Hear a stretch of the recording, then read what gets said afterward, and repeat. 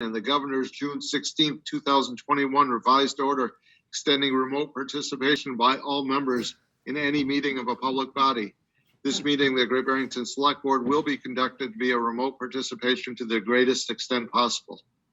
Specific information and the general guidelines for remote participation by members of the public and our parties with a right and a requirement to attend this meeting can be found on the town's website. No in-person attendance of members of the public will be permitted, but every effort will be made to ensure that the public can adequately access the proceedings in real time via technological means. Pursuant to MGL 7C 30A 20F, after notifying the chair of the public body, any person may make a video or audio recording of an open session of a meeting of a public body, or may transmit the meeting through any medium.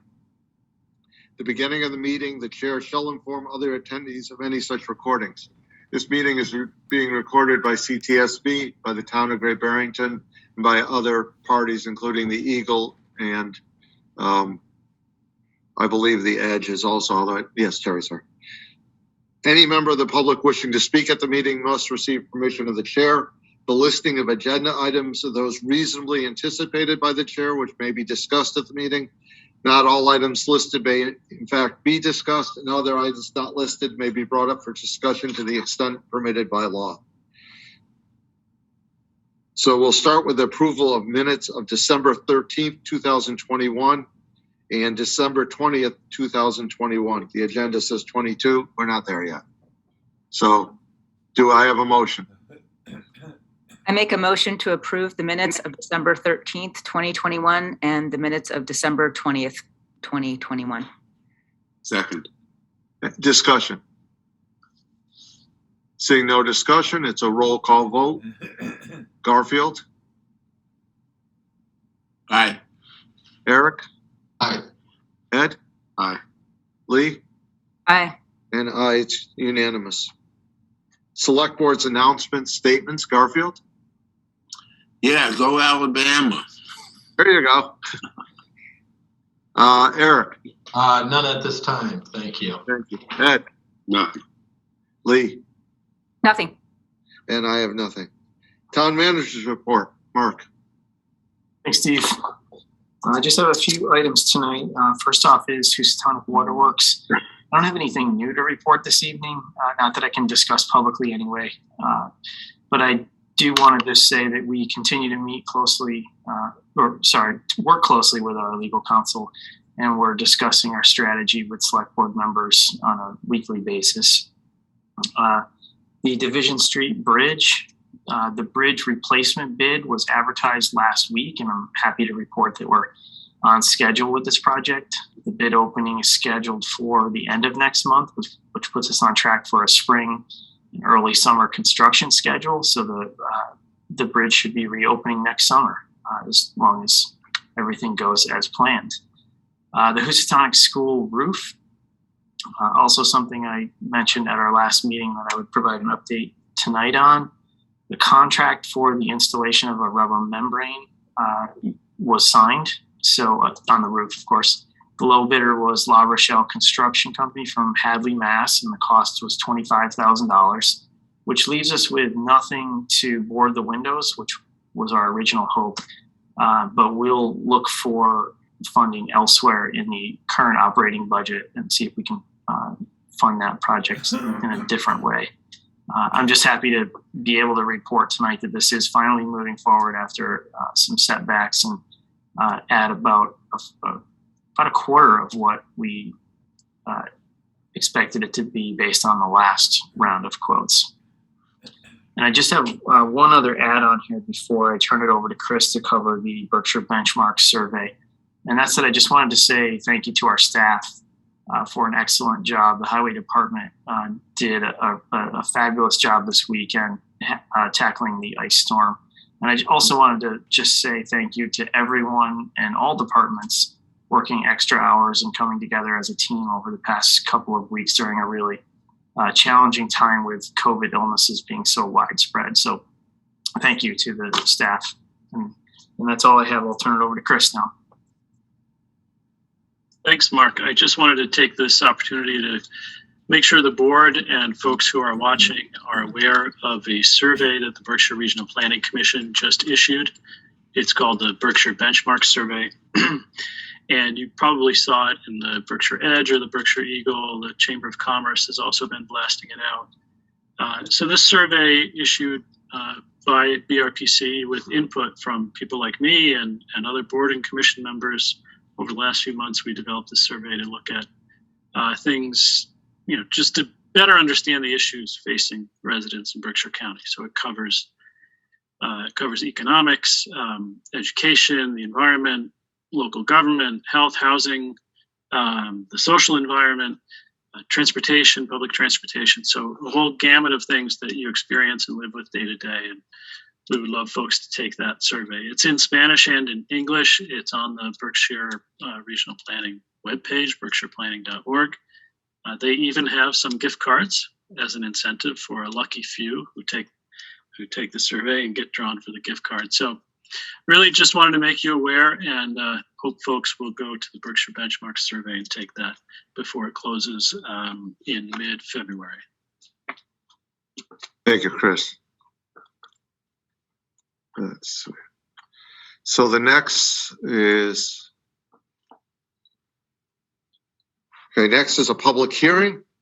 Sandy Mason, manager for a new common victualler restaurant, wine and malt liquor license for Thai Cuisine Mass LLC, DBA Siam Square Thai Cuisine at 290 Main Street, Great Barrington, Mass. Do you have a motion to open the public hearing? I make a motion to open the public hearing. Second. I have a motion by Lee, a second by Ed. Roll call vote. Garfield? Aye. And Eric? Aye. Ed? Aye. Lee? Aye. And I. On the line is Lou Ogiani. Lou, do you want to give a little explanation? Yes, good evening.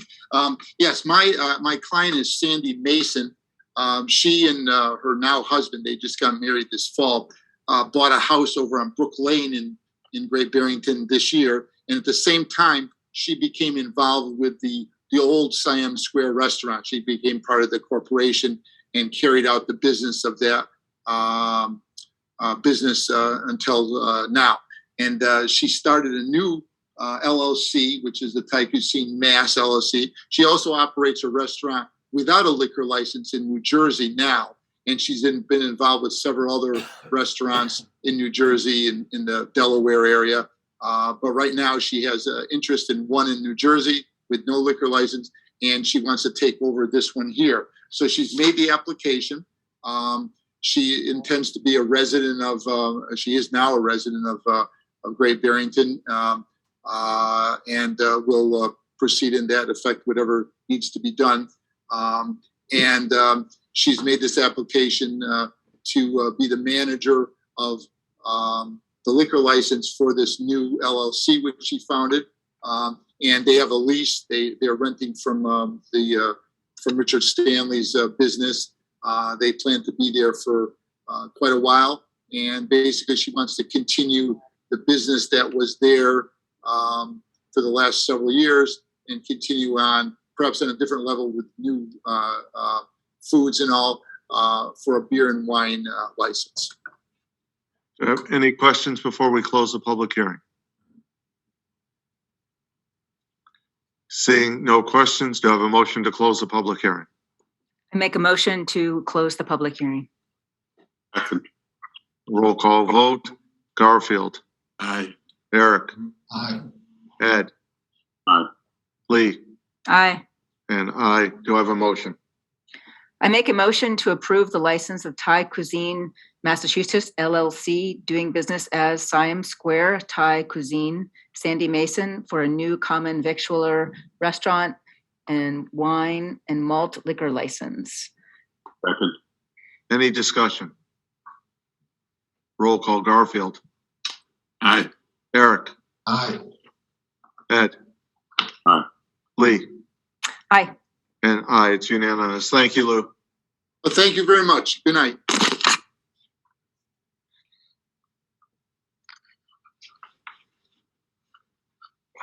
Next, we have new business. First one is a tax exemption and discount options. this is going to be, just so the board understands, an overview of which we asked Ross to come back and give us an overview on our options. And then we'll ask questions. And my anticipation is we will continue this to another meeting. We're not going to make any decisions tonight. And would take up more time than just part of a meeting. I think this would probably be a whole meeting if we decide to think about implementing this. So let's start with the presentation. Mark, if you want to help me promote people. Sure. I did want to just also add that Yes. Carmel, our accountant, is on the line, as well as Mike Quinlivan, who is a consultant to our assessing department. So we'll try to walk you through the packet summary and answer any questions you have.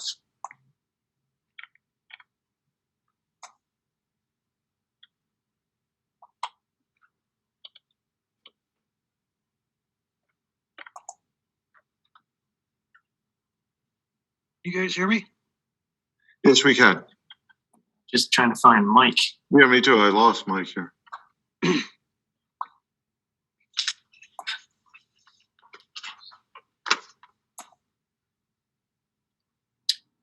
Ross, is there a chance Mike is calling in? He should be logging in. I mean, he might be under a 508 number if he is. Yeah, I'm seeing a 508 number. That's why I asked. Let's see if that's Yeah, him. that would be Mike. Mike, is that you? He's probably. Hello, can you hear me? Yep. Yes. All right, Mike Quinlivan here. Pleased to be there with you.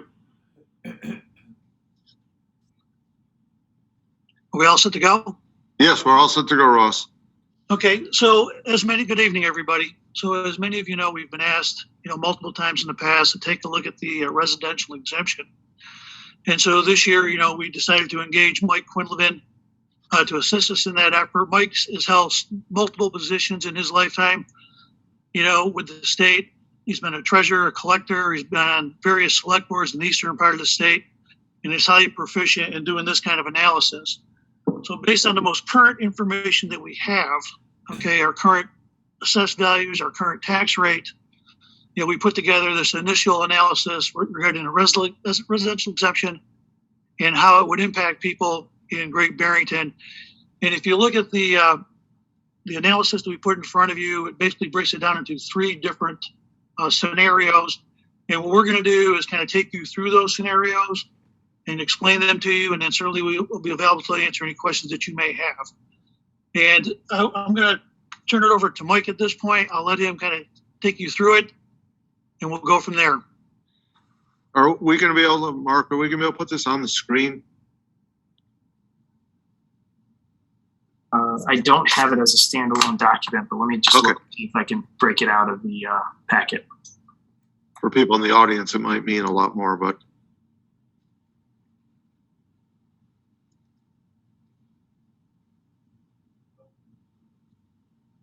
Right now, we have 27 attendees and 9 panelists, for those at home keeping track.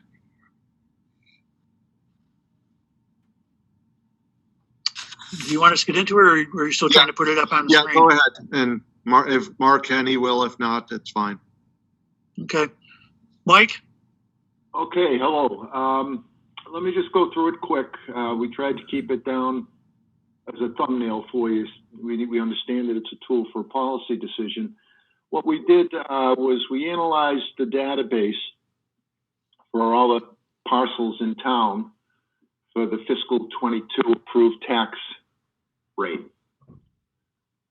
We come up with, of course, your 1486 is your tax rate on an option 1 per 1,000 of valuation. Now, just as a short explanation, what a residential exemption does is it's revenue neutral. It does not increase or decrease the amount of taxation to the class 1 residential property. It simply shifts the burden of taxation between parcels. Primarily, it will relieve lower valued parcels, which are owner occupied residential, and shift that to higher value properties, which are residential, properties which are residential and not owner occupied. This would be second homes, this would be rental homes, this would be apartments, vacant land, mixed use chapter, mixed use land that has residential value. What we find is we have a count of parcels in town that are in the residential class of 3,456 with a value of $1,349,000,000 and an average value of $390,360 per parcel. The law now allows, with that average established, that you can vote a shift in that rate. That is anywhere from 10% up to 35%. So, for example, if I were to do 10%, okay, then what I would do is I would have 10% of the 390,360, which would be the amount of the total change in valuation. Now, what we have to do, obviously, once we establish that, is we have to remove parcels, okay, which are not eligible. They are not owner occupied. They are not housing. Okay, this would include vacant homes, vacation homes, corporate ownership. It's a little dicey here because, again, it's an estimate. The best we can do at this point without a census is to evaluate who's being billed out of town. The assumption is they're not residents.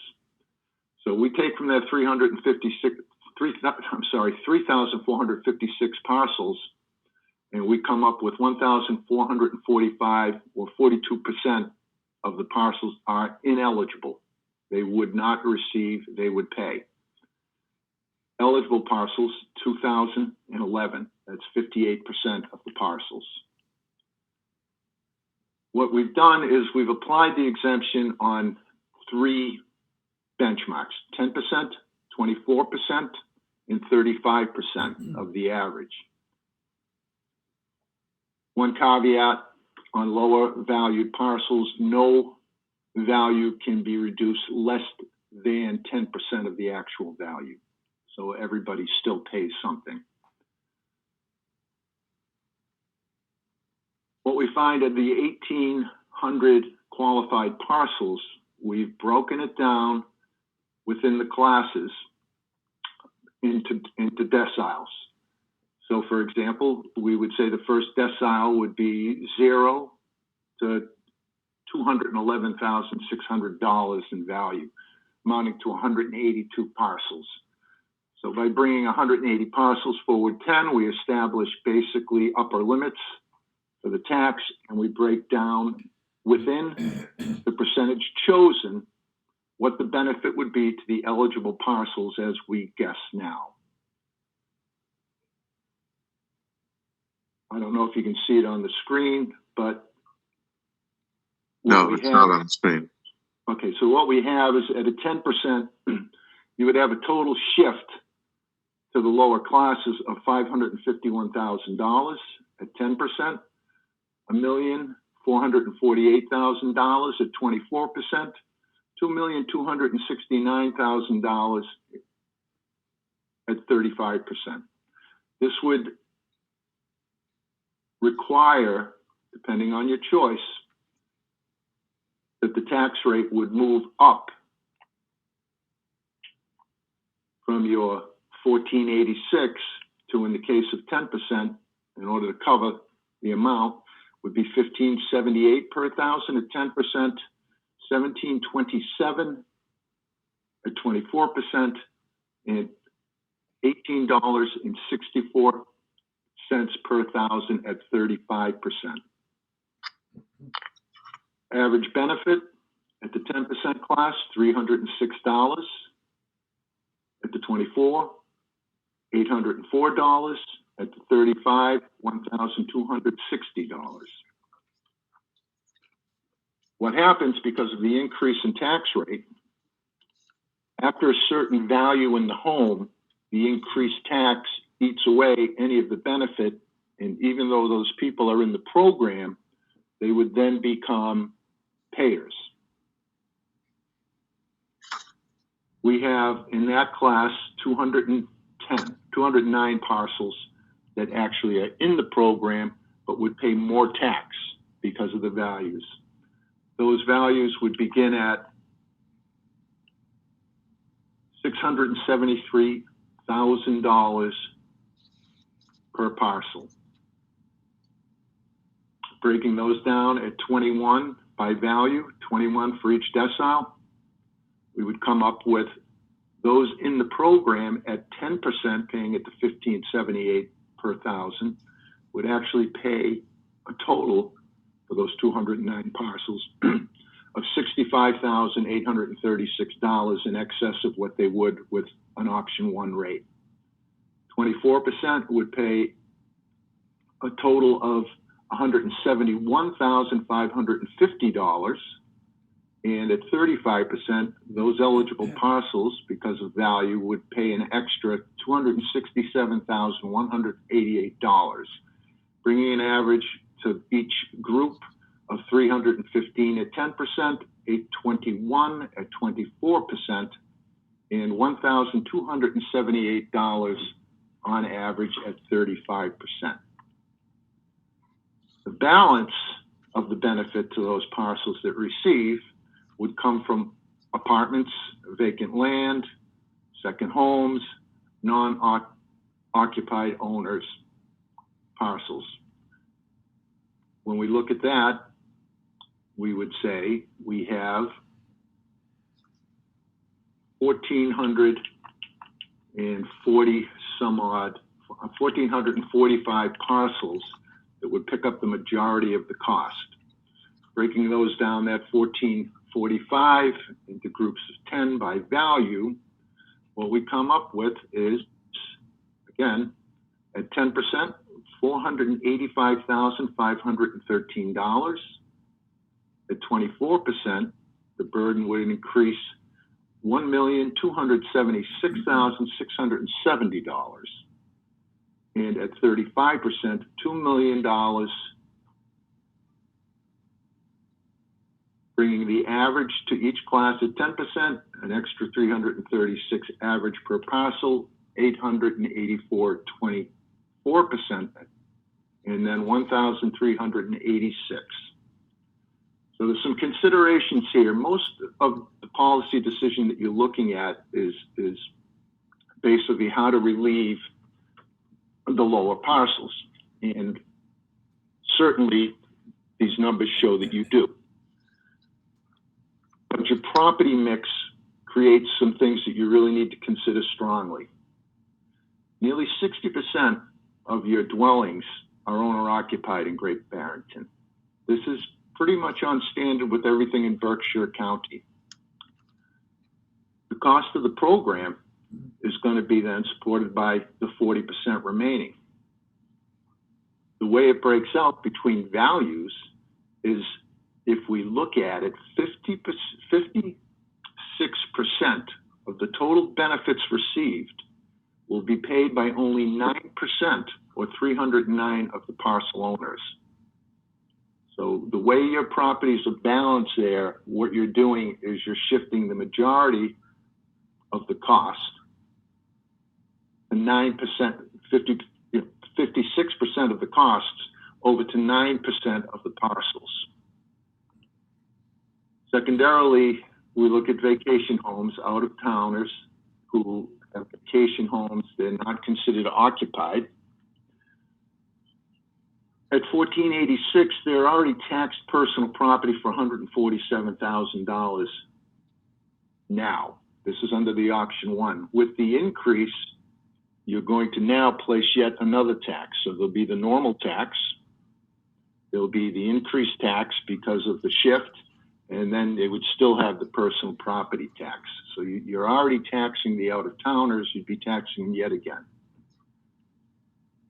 Second consideration you want to look at is your vacant parcels.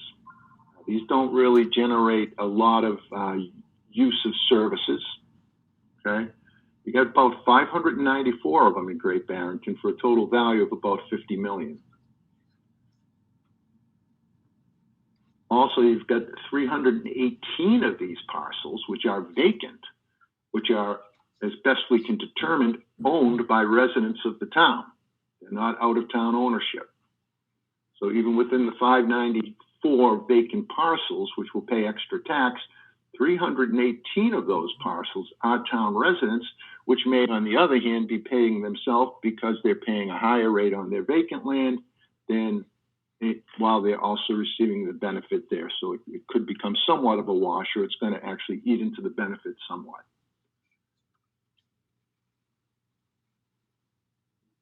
You do have chapter land and quite a bit of it to deal with out there in the Berkshires. And we have to be aware that if you've got over 5 acres, you may be right now considered vacant as not chapter. So you don't pay a reduced rate based on the chapter values, but it could become convenient for some parcels to shift into chapter if they're over 5 acres, whether that be agricultural for hay, whether that be forest use, or whether that be recreational use. That puts your group there, you get about 2,500 acres of vacant residential land right now in that group. They're paying about $1.5 million property. So any residential chapter that moves out of that $1.5 million could become chapter. That's going to reduce the taxation, which is going to require, because it's a commercial value now, to increase the residential rates to make up for the difference in taxes lost. Also, you got 344 parcels in town that are multi-unit or apartment dwellings. Many of these would have to fund the residential program. It's highly likely that any increase in taxes on those properties would result in higher rents charged to the tenants, who are, again, also residents of the town. I'll leave it to you to decide, if they're better able or less able to afford that increase. And this is something we didn't put in the report, but I did, and I do regret I didn't, but I did start to file my taxes. And just being over 65, I found myself eligible for a senior circuit breaker tax credit. So as far as the elderly in town go, if you're over 65 and your taxes are more than 10% of your income, you get a tax credit from the state. In 2018, which was the latest I could find that the state reported out for Great Barrington, there was $175,500 in credits claimed by people 65 and over within the community. That means that they are residential, primary, occupied. Okay. The problem you have here is, by reducing the taxes on those people, you reduce the circuit breaker credit, which is paid by the Commonwealth, and that then gets assumed by the residential ratepayers in town. So I would say, with studying this further, perhaps getting involved with the town census to find out if we have information, or with the elder services in town to find out, basically what the impact of that will be, because we're basically relieving the Commonwealth of the payable and bringing it in to the ratepayers within the town. So we'd really want to know what that is. So what we've tried to do here is just give you some direct information, some facts about the way your properties are distributed within the town, and then some further considerations to study going forward with this in order to assist in your policy decision on what to do on your next classification hearing. And if you have any questions, I'll be happy to answer them. Any questions from board members? I'm sure there will be. I have a couple. First of all, thank you. This is exactly what I've been looking for. Just to have the numbers laid out like this, and I understand this isn't the time, or am I ready to, to have a discussion, but this will be really helpful when we do. Two questions, really. One is about it doesn't cover corporations owning property. Does that include an LLC somebody sets up to separate them from the property? Yes, and it also may involve trusts as well. So some That was the elderly next- people set up trusts in order to avoid any Medicare implications, could be rendered ineligible because of that. Oh, what do you mean could be? It's not an is or it isn't? Let's say I have the Quinlivan Family Trust and my brother is the trustee who lives somewhere else. If I don't have a life estate registered, I would not be eligible even though I am the primary occupant ostensibly and have full right and use of the property because I'm not the trustee and the trustee isn't the occupant. Okay. If that makes sense. It does. Then the next one is about rentals. If it's an owner occupied, multifamily rentals, if it's owner occupied, if the owner lives in one of the units, is it not, aren't they still eligible for the exemption? I would, yes, I assume that they are. I'm trying to get an answer from that from DOR Legal right now, but the law as I read it does not make a distinction whether you're in a 2-family or a 3-family. If you're owner occupied, the whole property is subject to the exemption, yes. And do we know how many of our rentals fall into that? It's really hard to tell right at this point without actually doing a survey on it. I mean, what we have done again is the same we did with all residential properties. If it was being built out of town, we assumed they weren't resident. If it was a trust, we couldn't determine, we assumed not. And if it was in an LLC or a corporation, no. It's out. So I mean, That's again, okay. that's where we have to really look hard to see what we're doing. The reason you'd really want to know these things almost to the dime is because if we overestimate, okay, then we've basically overestimated our taxes, and if we've underestimated, we've gone the other way. This is going to cause a problem, and if we don't get the people in who need to be in prior, well, your overlay is going to take a serious hit because you're going to get quite a few abatements to bring into the program if you missed. So those are the question you're asking is exactly the things that need to be refined and determined. Thank you. And again, thanks a lot. This is great. Other questions? So the question for the board is, do we want to go further on this and put this on a future agenda? Steve, I got a question actually. Yes, I go ahead. was looking to see if I can get more of an explanation under the vacation homes. And where it says vacation homes are already taxed at the current rate and it says and pays $147,000 in personal property tax. That means, I guess I just need that explained, broken down for me a little better. Does that mean all the vacation homes, that's what they're paying the town in total? I guess I'm trying to understand the double taxation part of it. So yes, what they're doing is they're paying a real estate tax, the same as everybody else in town based on the value of their property. Mhm. But in addition to that, because they're second homes, vacation homes, they're getting what's called a personal property tax. That comes under the commercial portion of your assessments. And they pay the rate that everybody else pays in town based on what that value is they have in the home, or a percentage of the home value is determined by the assessors. So yes, they do pay a real estate tax and a personal property tax. The point of I guess double taxation would be wrong, because if we actually then increase the tax yet again on the real estate side, is that a triple tax? Not really. It's still a double tax. It's just you're paying even more now. Okay. Thank you. I have a question. Go ahead, Gordon.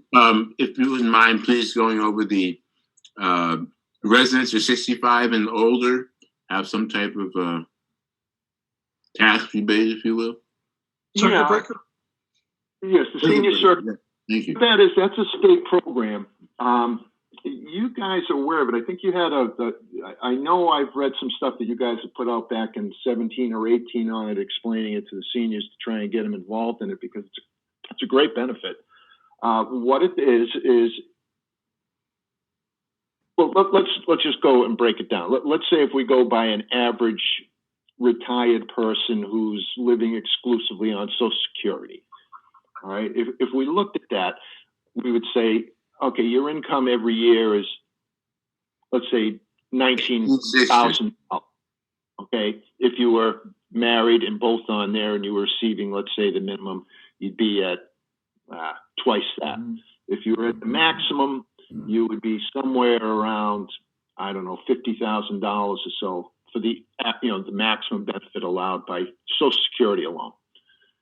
The way the program is structured, it goes by income, and if your income is under a certain amount, which I am guessing most residents over 65 would be eligible by income. There's a break off for the value of your house prior to any exemption on the exemption that we're talking about now. I believe it's $884,000, which there's not many in your town that actually have that. And if I take my tax, and if that's 10% or more of my income, I am eligible up for a tax credit to the amount that's over that 10%, up to $1,170 this year for 2021. So if you take that, basically that I've paid the real estate tax and I'm receiving my $1,700, my $1,117 back from the state. If I lower my tax, I lower my 10% value. So that now $1,117 is going to be reduced because I've already gotten the benefit from the town for the other portion of it, if that makes sense. So by lowering my tax basis in town, I've lowered my percentage of tax compared to my income, which lowers my circuit breaker benefit. And what I've done is I've basically replaced my circuit breaker benefit with the benefit of the residential exemption. So we've moved it from an obligation to the state to an obligation of the residential ratepayers by that amount. There is a program that actually we are looking into. I'm not sure if Stephen, you'll tell me this is the time to speak about it or not. But there's a senior tax deferral that's actually on the books through the state. What will that have to do, or is it work in conjunction with a circuit breaker, or there's two separate entities, or nothing to do? I'm not sure. I'm not really aware of what you're looking at there specifically. So without that information, I couldn't make a judgment.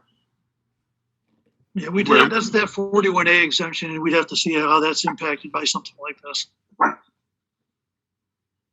So Ross, that'll be one of the things we'll want to come back at the next time we put this on the agenda and see how that would affect this also.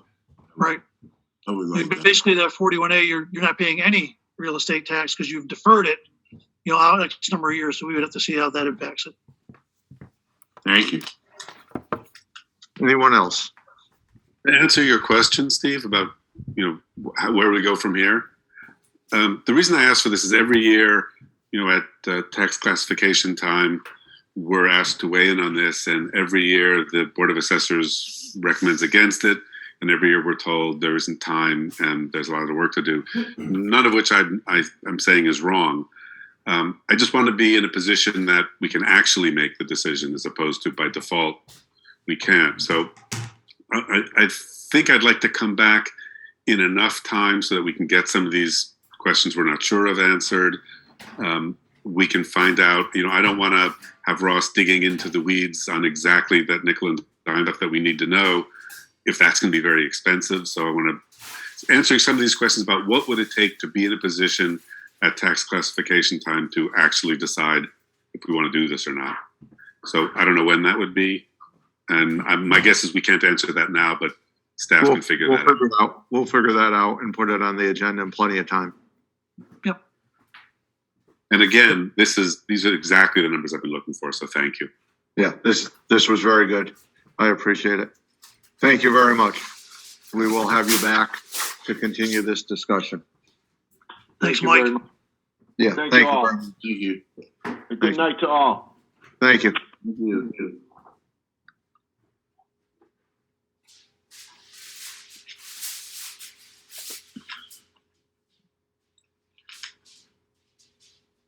Okay, next we would have the opt-in to the Massachusetts Property Assessed Clean Energy PACE program. Hi, everybody. Chris, should we go ahead? Yes, please.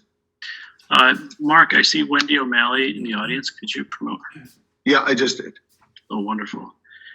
And I don't see Frank. Hi, Wendy. Wendy O'Malley is with Mass Development, and I'm really glad she joined me tonight. You have some information in your packet for the meeting.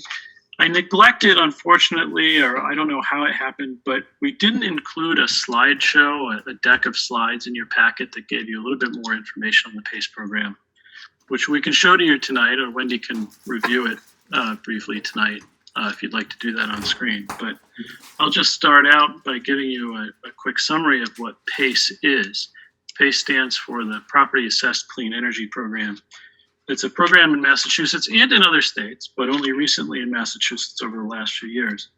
A program for owners of private properties of industrial, commercial, multifamily, and nonprofit properties, colleges, for example, to make energy improvements in existing buildings.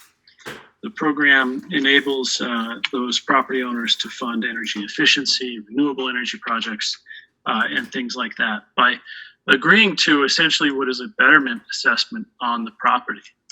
And that repays the financing and the lien on the property. The approach is intended to enable those property owners to undertake more comprehensive energy upgrades than they may otherwise be able to do using conventional financing. So hopefully it's a benefit, not only in terms of clean energy and climate change and all of our collective goals in that regard, but also helping property owners make basic improvements to their property and maybe reducing energy costs and passing those costs on to tenants, we hope.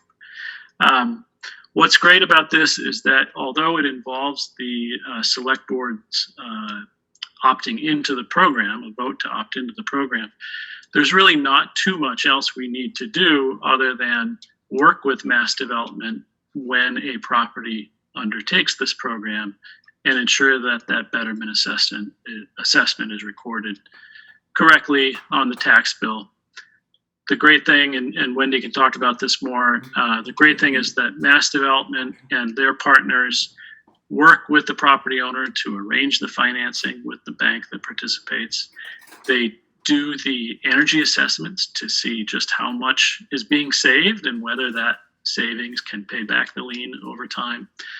So it seems like a great program for us. A year or two ago, I actually took this to the Economic Development Committee, and they were supportive of it. It's just taken us a while to get this back around and to have the appropriate conversations amongst town staff to make sure we were ready to go prime time here in Great Barrington. So we're here tonight to hopefully have the select board vote to opt in. And Wendy is here, and I can show any slides that may help provide additional answers. Yeah, if you have some slides, Chris, that would be great. Sure. Mark, am I able to, all participants able to share slides? Yes, you should be good to go, Chris. Great. And Wendy, maybe you could introduce yourself and you could walk me through the slides. Sure. Can you hear me okay? Yes. Great. Thank you very much for inviting me here to attend your meeting. I am Wendy O'Malley. I am Vice President and PACE Program Manager at Mass Development Finance Agency. As Chris indicated, we have a new financing program here that's being offered statewide that was launched in August of 2020. You can go to the next slide. Sure. And it was launched by Mass Development in 2020 as part of a broad array of our programs that we already offer for financing and real estate, which you may be familiar with already at Great Barrington, and hopefully that you've taken advantage of. So many of our staff members may work in a different capacity on a different program with the Great Barrington and other Western Mass municipalities. Next slide, please.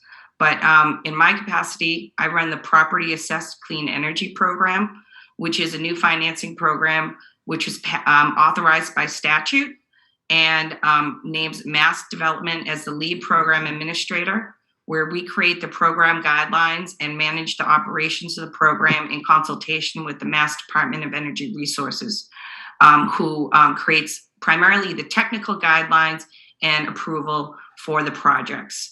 We also have a capital provider list that we incorporate as part of this process. And as Chris indicated, the property owner chooses who they want to work with as a lender, but we do have an open process that doesn't limit the amount of providers that can participate as capital providers. So we have any of those documents listed at that link that you see here, as long as the request for information for capital providers. Next, please. So this is a voluntary program. I want to stress that property owners agree for financing energy improvements such as energy efficiency and renewable energy, and they are voluntarily agreeing to a special betterment assessment that would be billed and collected on their property tax bill. And that assessment, only if collected by the host municipality, is then transferred or passed through to Mass Development, who then sends the payment to the third-party capital provider. And even though this is accessed by commercial and industrial property owner, there are a number of benefits to both the host municipality as well as the lender and mortgage holder in terms of this PACE transaction. It's not just the property owner who's accessing longer-term financing to install these improvements, but it also hopefully puts their business and their property in better standing, which puts them in better standing in terms of their contribution to that municipality as far as their business or property, hopefully creating more jobs, allowing them to put more cash flow and funds into other activities beyond energy improvements. And for lenders and mortgage holders, it allows them to see improved cash flow and reduce credit risk from the improved value of the property and the improvements that are being installed there. Next slide, please. So this is quickly just intended to represent the flow of funds I just spoke about, and really that it's a pass-through that goes all the way through the municipality, through Mass Development, and back to the capital provider. And this is by law, because it is a betterment assessment. There is not a different process that we could undertake to have this program operate. Next slide, please. So where the property owners are taking advantage of this program prior to Massachusetts, you can see a number of them have already used PACE in other states nationwide. And what I'd like you to focus on, if you can see it, is the left-hand side of the slide, where you can see the different sectors this benefits and the different commercial and industrial property types. And I think that's really beneficial because that's what we see here in Massachusetts. This is what we see the opportunity is. And while Great Barrington has different commercial property types, I think you probably have a little bit of each of these. So there is a specific opportunity, though, that we've been made aware of, that a property owner does want to use it locally. And that's why we've brought it to Great Barrington for an opt-in tonight. Next slide, please. And why we approached the municipality for this program. And just locally, Connecticut and Rhode Island have already had local programs operating successfully for a number of years now. They've actually had amendments to their program because of the success, and now offer additional opportunities for new construction in PACE, where our program is really only for existing buildings currently. Next slide, please. So Chris already mentioned the types of properties that are available and eligible for PACE under the existing statute. It is existing buildings only, as I mentioned, commercial, industrial, and there's a multifamily 5-unit or more component where those are eligible. A nonprofit, if they agree to have a tax bill issued to them, could use PACE also. Next slide, please. And hopefully you're familiar with these types of energy improvements. These are pretty broad ranging. This is, just a limited list of the types of measures that a property owner could install at his property or his building. What I'd like to stress is usually you cannot finance the measures or the items that are needed to install these items. So, for example, solar panels.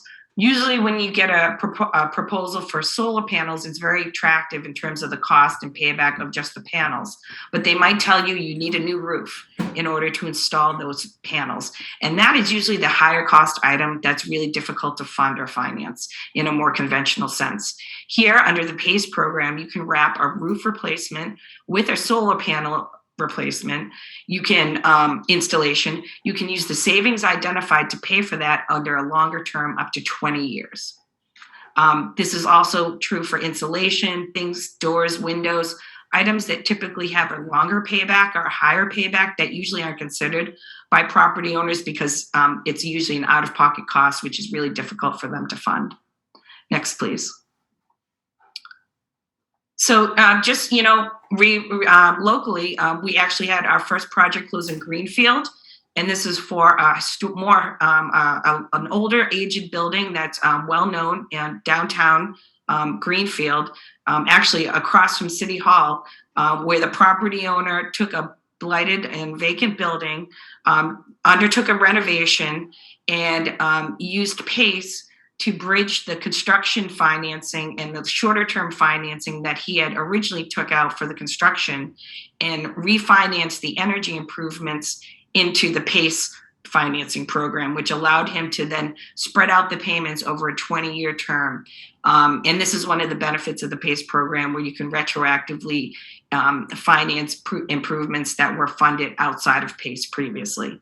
And you can see here it's just under $500,000, $450,000 that was financed over 20 years. And this is a nice demonstration of the type of project that you could see potentially under PACE. Next slide, please. This is our second closing, where this was just done for $787,000. And this was actually in the city of Boston. This is a more traditional building where it was warehouse space, which houses retail tenants. And this included HVAC upgrades, a new roof, new LED lighting. And this allowed the owner to preserve their capital expense budget in terms of funding these upfront improvements and funding it over a longer term. Next slide, please. So the main requirement of PACE for municipalities, as Chris said, is a municipal opt-in one time by the host municipality in order to let commercial property owners participate in this program. It's a vote by the city council, the board of selectmen, or the local legislative body to allow property owners to access the program and work with Mass Development to identify the financing partner and apply for approval under the technical guidelines and financial guidelines that I mentioned earlier. This financing is secured by a lien that's placed on the property. That lien at closing is assigned to Mass Development, and then Mass Development assigns the lien to the financial provider or the capital provider who financed the project. They hold the lien for duration of the financing term until that's been paid off. They also hold the rights to enforcement under a default. So I want to stress that the municipality does not lose standing in terms of their seniority for collection of taxes or other payments. The PACE lender only comes ahead of the mortgage holder with consent in a PACE approval. That is the only item or entity that is subordinating to the PACE lending or the PACE capital provider. And they are only subordinating the billed and uncollected PACE assessment in the event of a default. So we're only talking about the event of a default, which is what people want to look to as the highest risk scenario. But let's hope that this never gets to that. But I do want to speak to that scenario because that really usually is the question that people are asking. This is a non-accelerating assessment. So in the case of a default, you cannot accelerate the entire balance that's due.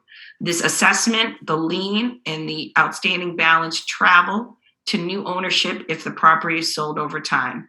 And that makes sense under a PACE arrangement because energy savings are identified to pay for the improvements under the financing term. That's part of the PACE approval.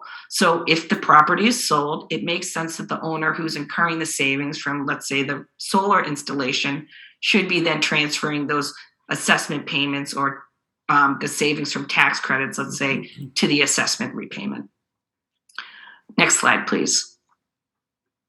There is no maximum amount that is limited under the PACE program, but there is a minimum amount, 250,000 or higher, that we target for the program. And that's just because this is a more complicated financing program, as you've heard. And this is intended to target the commercial industrial property owners who need this financing in the higher range. We see that they're usually programs to address lower limits that are more beneficial for C&I owners. This application must be approved by the DOER Mass Development in order for the financing to proceed and close. There are a number of statutory and guideline requirements on that website that I mentioned earlier. And this is the process listed. But what I'll stress is that Mass Development does engage an outside counsel who records and coordinates all the lien and assessment processes at closing. We don't expect the city to do anything in terms of the closing transactions. Really, all you're doing is being served with a notice that we would ask you to place an assessment and a lien on a future date on the property as voluntarily agreed to by the property owner. And as Chris said, we would work with the town in terms of that process. Next slide, please. So 50 municipalities have come ahead of you in terms of opting into the program, and here's the list to date. And if you were to opt in at a future date, you might become 51 or 52, depending on when you do it. Hopefully, if tonight, 51. And you're in good company. Many Western Mass municipalities have already opted in because they've seen the benefits that they think that this can bring to their community. And hopefully you saw what Greenfield has already seen in terms of their project. And next slide, please. Last but not least, this is just intended not to be a busy and complicated and intimidating slide, but actually just to represent the transactions that occur under a PACE closing, the agreements that need to be signed by the different parties, and what happens in a closing in terms of the items, the actions undertaken. And Mass Development is in the middle, and as Chris said earlier, I am the PACE program director. I handle all inquiries statewide, but I do have a team that works under me. And if there are any questions during the process, you always can direct a property owner, a lender, any interested party, anyone with a question to the PACE Mass Development contact, and we will handle that. We don't expect the city to handle any vetting of applications, processing. We don't want you to do any more work than we absolutely just need you to under the minimum statutory law in terms of the billing and collecting of the assessment. So with that, I will stop. Thank you for your time. And I know that was a lot of information to cover in a short period, and I'm happy to take any questions. Eileen, you had your hand up, then it went down. Did you have a question? If the question is, will these slides be available, we can certainly make them available. I don't quite understand why the city has to sign the contract. If somebody were borrowing from a bank, the town would not be involved. I think in this case, what happens is the select board, if they decide, would opt into the program and sign an agreement with Mass Development. Yeah. And then that forms the framework of how, if in the future a property owner decides to come into the program, that governs how the town works and cooperates with Mass Development. I'm sorry, Chris, I still don't understand it. Maybe I could help. Because it is a betterment assessment, under the state of Massachusetts, a betterment assessment has to be billed and collected in the same manner as property taxes. And the only entity that can bill and collect property taxes is the municipality, in this case, Great Barrington. So we have to work with you in terms of the process to add that assessment onto the tax bill and then pass it through to Mass Development when it's collected. Thank you. No problem. Good question. Anyone else have questions? Seeing none, do I have a motion? Yes. ask you to read the text that's on Yeah. the form and vote. It's a very formal motion. Okay. Now therefore be it voted as follows.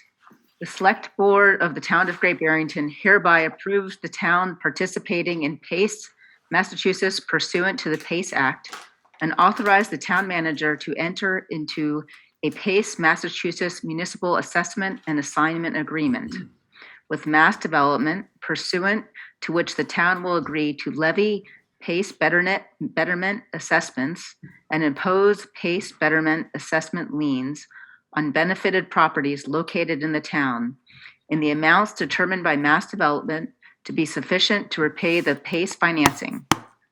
Number 2, assign the PACE betterment assessment liens to Mass Development, which Mass Development may in turn assign to the providers of the PACE financing, each a capital provider, as collateral for such PACE financing. 3, include on the property tax bills for the benefited properties the installment payments necessary to repay the PACE betterment assessments in the amounts and at the times as determined by Mass Development. 4, collect and pay over to Mass Development or its designee the PACE betterment assessment installment payments as and when collected. And number 5, enforce to the extent required by the agreement the PACE betterment assessments and liens. The agreement to be substantially in the form presented to this meeting with such charges, modifications, and insertions as the town manager may approve as being in the best interest of the town.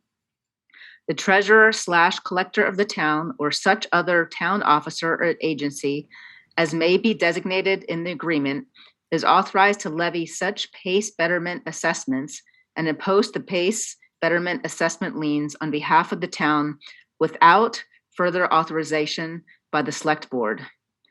Notwithstanding any other provision of law to the contrary, officers and officials of the town, including, without limitation, town tax assessors and tax collectors, are not personally liable to Mass Development or to any other person for claims or whatever kind of nature under or related to the PACE, Massachusetts, including, without limitations, claims for or related to uncollected PACE betterment assessments. Other than fulfillment of the obligations specified in the agreement, the town has no liability to the owner of the benefited property or to any capital provider related to the town's participation in PACE, Massachusetts. Do you have something fancy for me to read, or do I just second it? You just said second. So I have a motion and a second. Any questions? Seeing I none. don't think I have any questions, but I do like the sounds of this. And when I look at a lot of industrial buildings that need a lot of renovation, this gives me some hope and makes me excited. Agreed. Roll call vote. Garfield. Aye. Eric. Aye. Ed. Aye. Lee. Aye. And aye. It's unanimous. Thank you very much. Thank you for your time. Thank you. Thank you. Thank you. Thank you. Congratulations on being 51st. Thank you. Thanks, Wendy. So next is the Housatonic School RFP timeline and process. So the hope is tonight that Mark and Chris will give us an overview of the RFP. We can go through, there are question marks in it for us to decide, and then other questions we may have. Depending on the amount of changes we make tonight, we may either approve this tonight or put this on the agenda for the next meeting or the meeting after with the changes incorporated for us to approve. So I'll turn it over to Mark. Thanks, Steve. So hopefully everyone had an opportunity to review the first draft in your packet for this evening. Thank you, Chris, for taking the lead on this. And this version that Chris put together here takes into consideration feedback from the Housatonic Improvement Committee, and I do see several members of that committee on the line tonight with us. So it's great to see them here. I guess my question to you would be, would you like to launch into a discussion about potential edits? There are several question marks in this for clarification for staff, or would you like Chris to walk you through a summary? I think both. Let Chris walk us through a summary and then we'll go through the edits. Okay, happy to do so. I won't take you through all the minutia of the RFP. It is structured in a similar way to past RFPs, just because when the town disposes of property, we have to do certain things, and this is the way that both the procurement law and town council advise us to do it.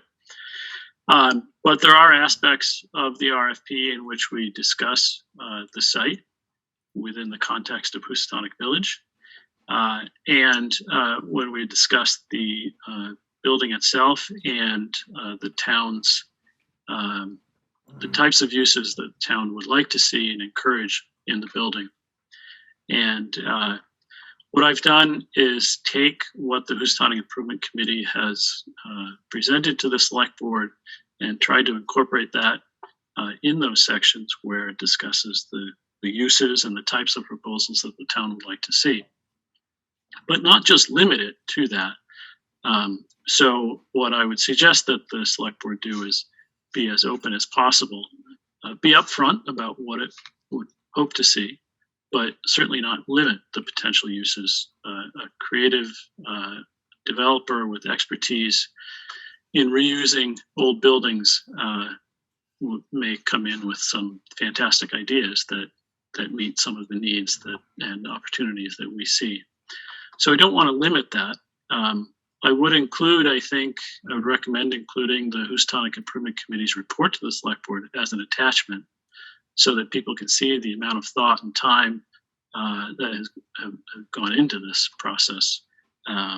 Look at the floor plans, the sketches, the results of the shred. I think that all could be really, really good for a developer. It's very exciting to look at, and it sort of sees that the community has been thinking about this and is energized to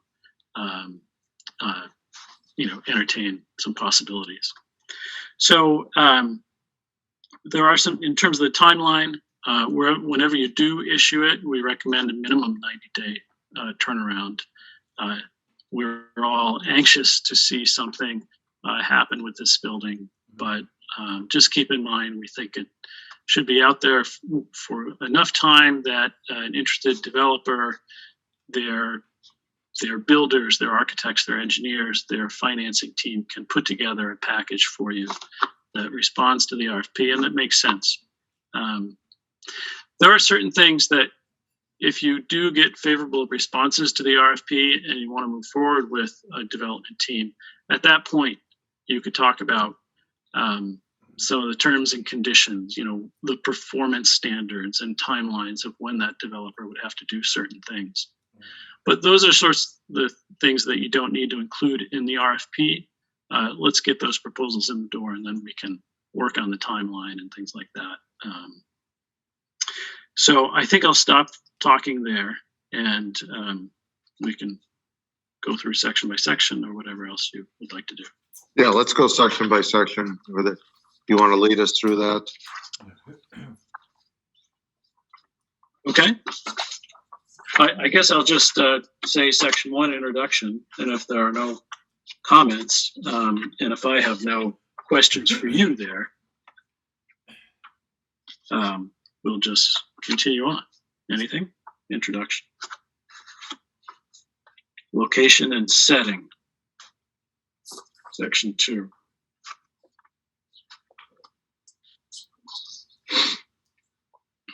The town's objectives. Section 3. I got something. Okay, and here's where we would talk more about the committee as well. And right, so this, you may plan to say what I'm about to ask in there. Where we say just under the top of page 3, the proposed uses of the building may be varied, but the town encourages proposals for multifamily. Should we be more specific in saying, this would be the place to say, bring us whatever you got? The wording I made up, and I've never written one of these, so this is just a suggestion. The town will consider any use of the building, but priority will be given to projects that retain historic building and include multifamily housing. And can you just say right there that whatever you got, and you're nodding and nobody else is throwing things at me yet. So then I'm going to even add, and again, I haven't seen I'm afraid to say this out loud. Town will consider any use of the existing building, including demolition, as a last choice, but, and then continuing what our priorities are. And I'm saying that, and again, I'm throwing this out for discussion. If that's all we get, if somebody says, you know what, I want to tear that down and build you this wonderful thing, and nobody else has expressed an interest, do we want to say no automatically? And I know at that point it goes back to the Housatonic Committee, but I just don't know if this is the point where we want to preclude that or if we want to throw that out there. And I'm not the expert in answering that question either, as a Housatonic resident, a former student of the school, or a staff who's done this before. There's no, a statement of priority like that is, you can make that. If the board wants to say that, you could say that. As I guess right now for us, maybe we could discuss it as two separate things. Let's leave the demolition part of it out of it, just because I'm not comfortable with that. And this is the point where I think we should say, whatever you got, come at us. This is what we're thinking. But just make it clear. Make any suggestion. I agree. I agree with your first part. I'm not ready to put demolition in there because it's like that we're inviting demolition as a consideration. I still like to think that's not a consideration yet. Okay. Eric, go ahead. Sorry. Yeah, Steve, I'm in agreement with you. I don't want to limit the proposals that come in, but the way you stated it, Ed, as far as, we're encouraging these items here, but we're not, if they throw some new creative idea that has not been thought out, I wouldn't want to limit that, so. But yeah, and I would refrain from demolition statement. So then something like the town will consider any use of the existing building. Priority will be given to projects that retain the historic building and include multi-family housing, and then the sentence is there. Yeah, no, I think that's good. I think right now demolition is still a 4-letter word. Yes. Also, if that's what we choose to do, there isn't really a hurry. Right. Okay. Okay, everybody's nodding to Ed's suggestions. Yes. Great. Okay. Anything else, Ed? Or anybody else on that section? Section 4 is description of the premises. It's pretty straightforward. It's not a lot you can say there. But there is a note under building systems where we talk about the fire and security system, the sprinkler system with on-site storage may be needed. I think that's relevant to put in to help a developer think about the costs of what that could be. I don't know if you want to note the fact that there have been numerous complaints and problems with the water quality of the system. If you want to acknowledge that as the seller up front, or what you'd like to do. So that's a note question for you. Is that a required disclosure if you're selling the property? Well, as we know, technically the water quality is not, the drinking water quality is not impacted. It certainly doesn't always look great. And we can mark it down as saying that it's a private water company, right? Just notify them that it's not a public water company, since we have the sewer is available on street right next to it, and water is provided by a private water company. That's a good distinction to make in any case. Yep. I would leave it at that. Everybody okay? Mm-hmm. Any other comments in that section? Section 5, zoning, is pretty straightforward. Section 6, Just lets people know that, yes, the select board does have the ability to sell this parcel or dispose of it in a way that it sees fit. Okay, terms and conditions, proposed uses is section 7.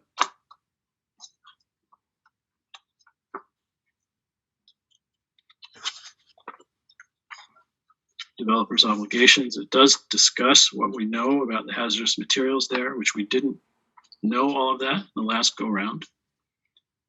On page 6, other rights and responsibilities, the developer shall be, this was the old wording, shall be solely responsible for. And I'm questioning whether or not you want to put it in there, because later we do talk about possible partnerships with the town. So we don't need that word solely. Any suggestions there, I'd be happy to consider. I'm not sure I know what you mean, Chris. That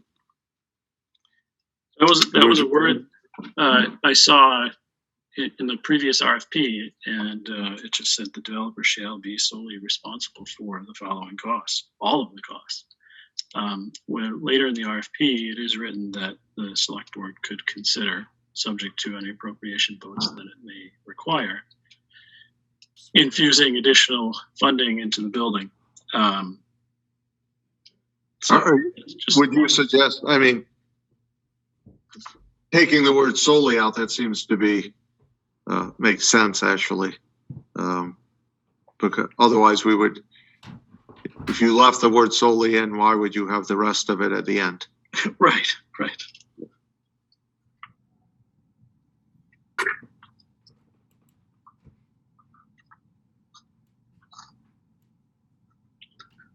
Okay, I think I'll take that out unless there's some objections there. Can I ask a question?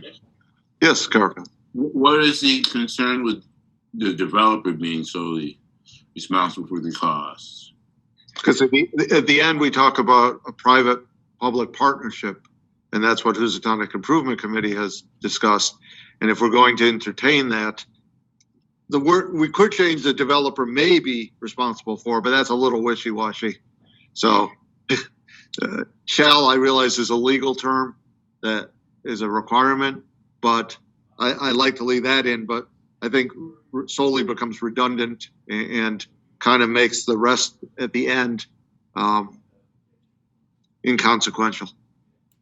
Also, there was and I think this is what we're leading to, the money that had been approved at previous town meetings, right? That could help with the structure of the building. And that's noted on page 7. Yeah, so I think we should take that shall be solely out. Okay. I couldn't recall why it was in there, and so I thought I better flag it, bring it up.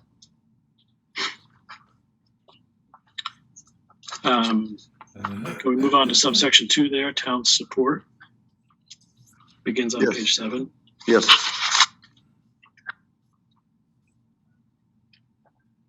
So this does discuss that the town intends to be a partner to the extent we can in shepherding a project through the approvals process, and participating and contributing to those costs, certainly where we have the responsibility, for example, the environmental remediation.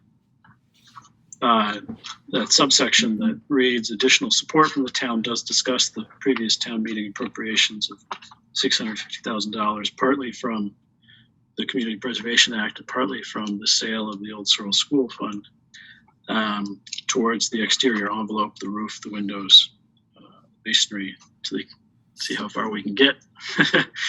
The town is open to considering and assisting the developer with applications of grants and funding, CPA, et cetera,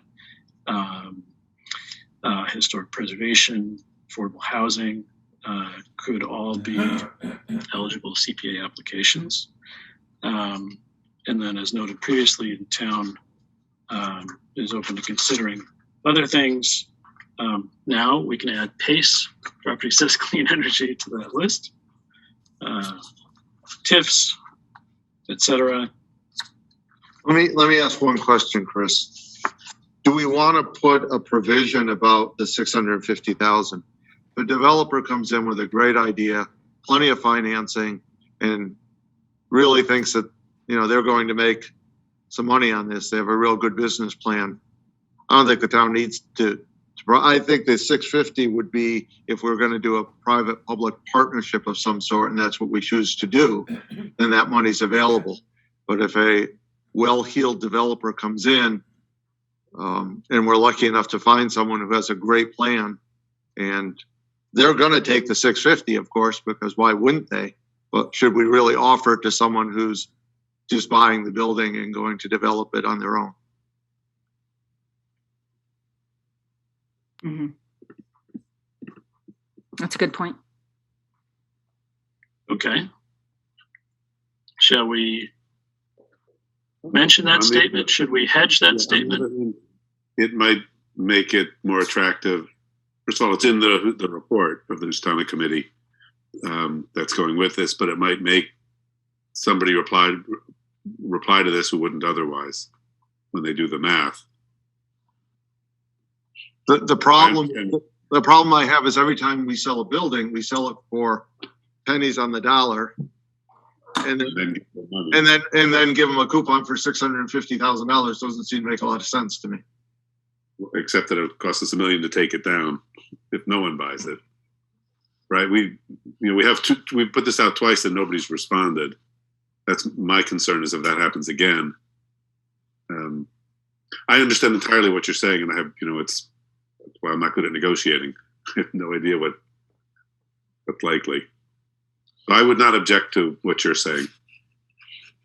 Would it need to be worded in there, Steve, and maybe, or is it something we take in consideration when the proposals are in front of us? If there's several proposals, I'm hoping for several proposals. So if there's several in front of us, and one person's using that 650 in their calculation breakdown for us on how they're going to get to their end game, and other proposals are not are willing to take it off, could we do it along that way? Yeah, I mean, if all things are equal and there are two proposals, and I hope there are more than one, and I hope there are many, there are two proposals, and one has can come with a plan without using the 650, and one uses the 650, I'd say we take the one that doesn't use it. Mm-hmm. I mean, I think that makes sense. Eileen, I will entertain a question.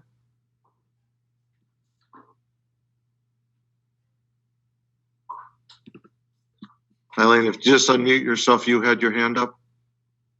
It was a cat thing. I'm sorry. I didn't. Oh, that's okay. Say hi to your cat. I have a couple people with their hands up, and I'll entertain really brief comments. So just state your name and address. Angela? Angela Lamancho, 326 North Plain Road. I am a member of the Housatonic Improvement Committee. I think it's really important that the language for whatever the town can do to get the building developed be pitched out there to a potential developer, because we spent some time talking to developers, and the costs of rehabbing that building are never going to make sense unless the town steps up. So I would urge you to make the RFP as attractive as possible to a potential developer. Thank you, Angela.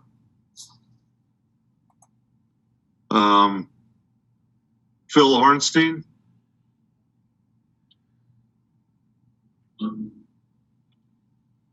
Phil Ornstein, 4 Alford Road. I sympathize and agree with Steve's comments about the statement about the 650, and I hear the other comments.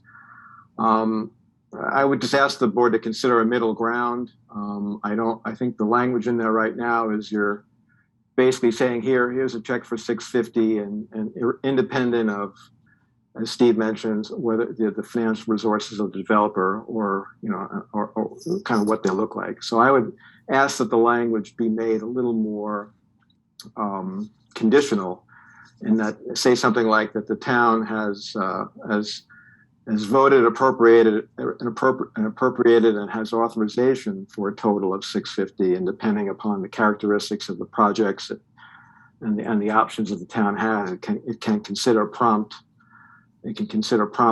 supplying these funds to the project to make it work. So I'm advocating for a middle ground. Thank you, Phil. Ben Elliott. Hi, this is actually Cecilia Turner. I'm at 208 Pleasant Street.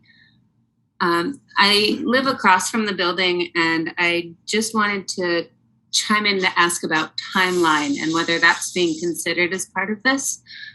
Just because watching the building every day, I understand that we want to do this all as swiftly as possible, but it's also, there is time is of the essence as far as how long it's going to stand on its own. It's looking pretty rough. So I just wanted to put that out there. Yeah, and we agree with you. So as Chris pointed out at the beginning, we'll put at least 90 days for the RFP, because in order to get a really well thought out RFP, we need to do that. And then whoever is chosen, there'll be negotiations about a timeline so that it won't, unlike other buildings we've had, it hopefully won't sit there untouched for a number of years going forward. So yes, thank you for bringing that up. Oh, thank you. Thanks.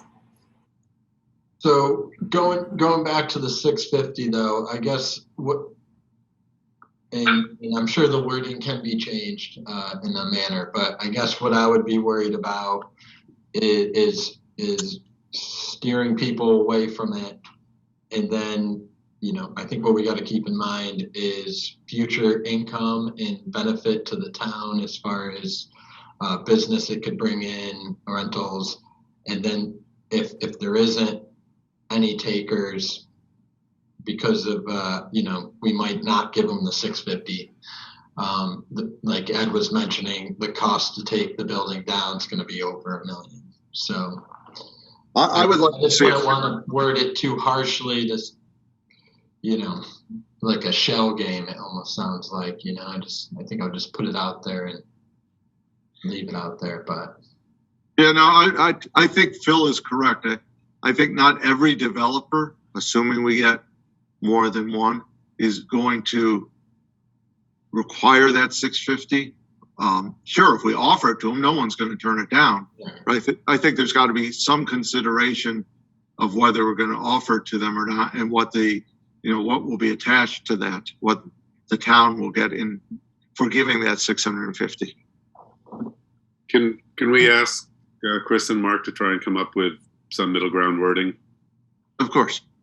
We didn't parse it right here, but yeah, there's nothing worse than doing wordsmithing in a public meeting. Okay, so we're all good with finding some different way to say it's available to the right project. Right. Yes. Okay.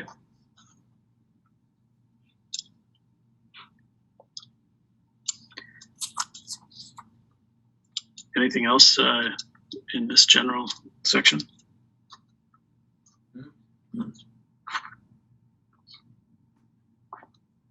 Some of the highlights in section 8, which are the proposal submittal requirements.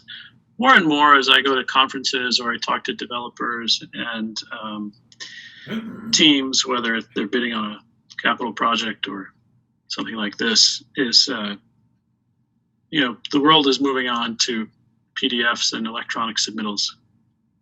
In some ways, that's really great. It's easy to send around, especially if we're all meeting in virtual format.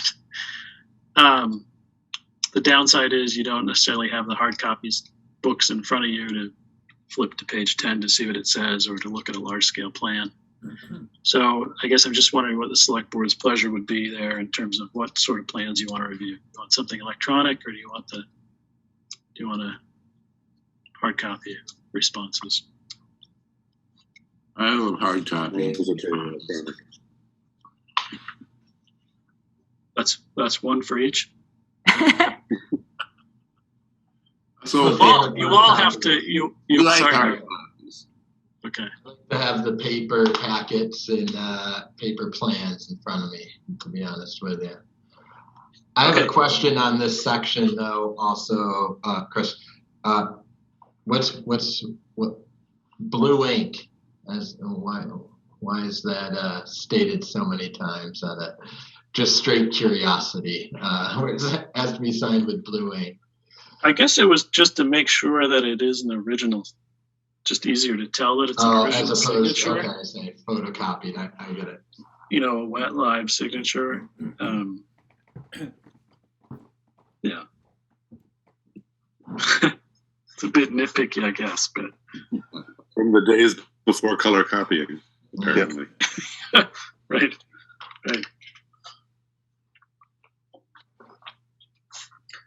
The rest of the submittal requirements are pretty basic. If you have project ideas, if you have plans, sketches, show us, tell us what they are, tell us who you are, tell us where you've done this before, hopefully lots of other places successfully. Ensure us that you can take this through to completion, either with or without that $650,000 or more. Various certifications. Anything else that you think should be required, that you absolutely must have in order to make a well-informed decision?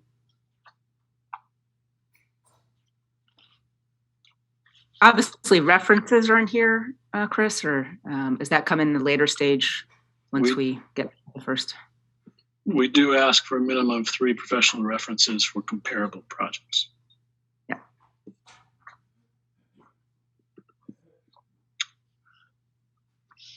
And I should offer, since Mark and I are going to take another crack at this and some of the wording, if there are other things that individuals think of, Mark, is it acceptable for individual members to email just you and I, and we can incorporate changes as suggestions? Sure. To review at your next, so if you think of something to include in here, just email Mark and I, and then we can put it in for the board to discuss next time. I just had a general question, but I can wait till we get through the whole thing. I mean, it's about this. But Let's get through.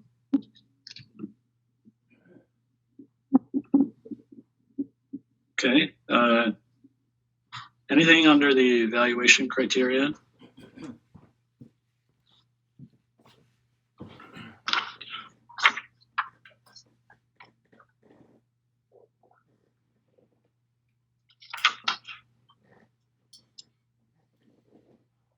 Does it tie our hands if we go back to that original statement about what we're looking for?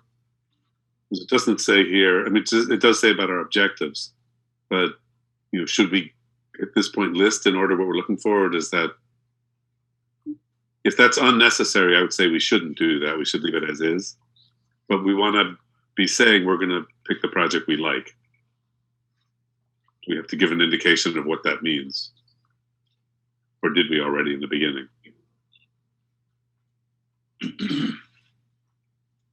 I think we already said it, and I think we could restate it again within those first 3 bullets under B, how we will determine what is advantage, not advantageous.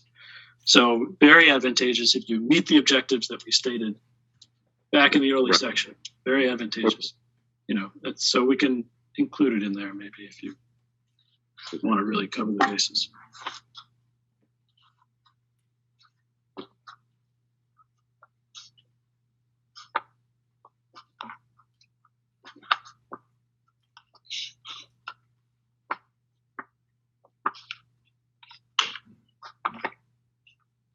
Okay.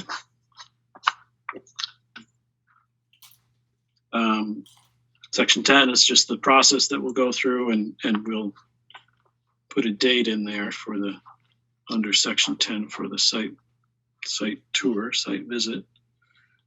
The rest of section 10 is pretty straightforward.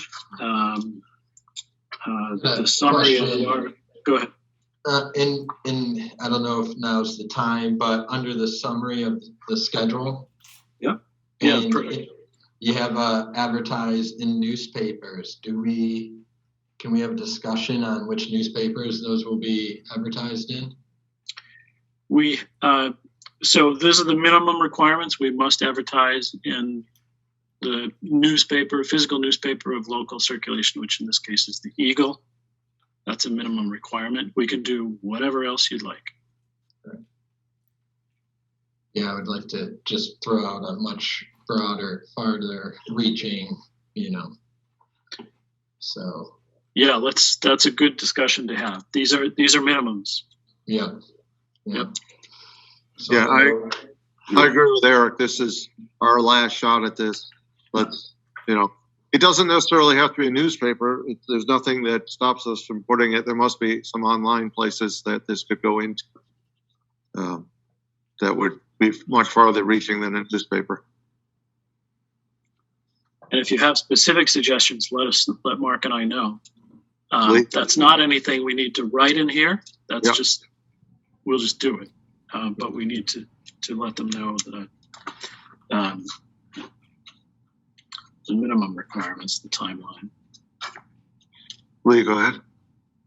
Yeah, it's along these same lines as marketing it, and a couple items that I was thinking about was, really, I know this is pretty much a dry document, but I'm just wondering in terms of marketing it to on a bigger scale, if we've thought about having, pictures and telling them how great Great Barrington is and where we've come from, and really selling Great Barrington and, the growth that we've seen, as opposed to just having kind of a dry document. And I know that kind of takes it to a different level, but I really think that this time, because we've done RFP so many times, to really sell the town as part of this and go that extra step, even if it costs a little bit extra, to have photos, to have links to videos, to talk about some of our residents, really, really sell why this is a special place and why they should be happy to be part of us. So I'd really like us to emphasize that and make it more of a marketing piece, as well as obviously the RFP. But I think that this is the time that we should really sell the town. Yeah, and it's quite possible that the school district has some pictures. Pictures of the building right now may not be appropriate, but pictures of what it looked like before and how it can be returned to that look would be nice. Yeah. So I mean, even if some of the concepts that have come up with the HIC that they brought, a green and different things, if we give a sense of this is the ideal project, this is the feel that we're trying to get. This is the vibrancy. This is the community green. This is the town center. So, try to almost steer someone into getting excited about being part of this town. So I think that's really, really key in this version of the RFP that we're doing. So. Great. Maybe Mark and I could talk about a strategy in that regard. Right. And as far as the newspapers and back to all that, I think, we have to do the major newspapers like the Times and the Globe and Journal possibly. And then if we have a link to the marketing, like Lee was just discussing, just along those lines, and just try to have every marketing front covered for the final hurrah here of the Housatonic School, I think would be appropriate. Mm-hmm. And there's also, sorry, I didn't mean to, in addition to going kind of the usual channels with papers and so forth, I think there's residents and there's locals that if they knew that this was really an option, that might jump on this. So, how we target that to specific residents and locals and people, just to be a bit creative and think out of the box to get this in the hands of those people. Because a lot of people, it might not be on their radar, but if we can sell them this, they might just start thinking about it. So I would really encourage just, thinking outside the box in terms of marketing this on a wider scale. Not that you have it. I know you always do, Chris. But thinking outside the box in terms of inside the town.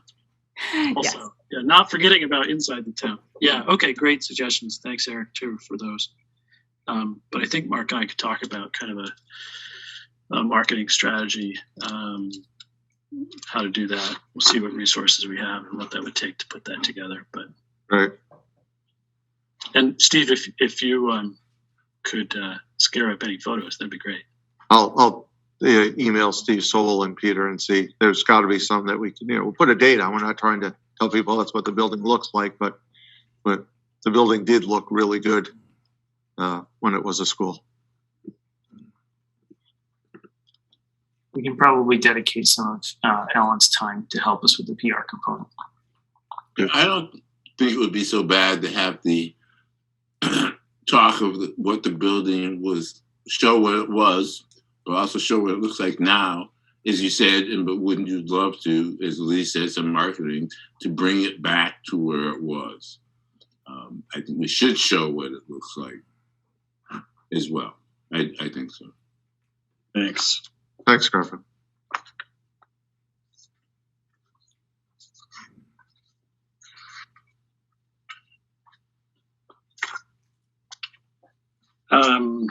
Any questions? The summary, the schedule there, that is assuming a 90-day timeline. The 90 days runs from the first date that it's published in the state's procurement central register. Assuming we're going to want, I mean, those are flexible, those dates. Assuming that I think we made enough changes tonight, we'd like to see it come back to us. So whether that's the next meeting, which isn't that far away, or the meeting after that, whenever you have it ready, that's fine. Okay, great. Moving on, submittal requirements. That's pretty basic. We'll stick with the hard copies. Selection process. This is just saying how we'll work with the with those who have submitted. We'll do interviews. We'll rank the proposals. These are some of the items that we'll consider in making the decisions. And when I say we, I mean you five. Can I throw something out there? And we include some Housatonic residents in this selection and to have a say? The ultimate decision is the select board. Right. If we want to have other people weigh in, that's fine. We can have a public meeting, but ultimately we're the ones who are going to decide this. We can have a public meeting to give comments. I'd like that. We can clarify too with town council what that process looks like. Certain negotiations may be done in executive session. I'm not sure, but then is it brought to a public session? So we'll ask council how that goes, and I think there are public opportunities to at least see what is being proposed, what is hopefully being proposed. So we'll clarify that for you. Thank you, Chris. Good points.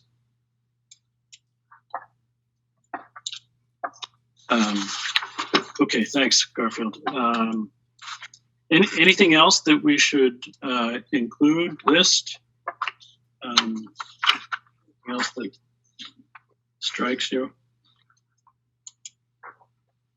Was a statement that I would like to include in the RFP, probably where we're discussing the town's objectives.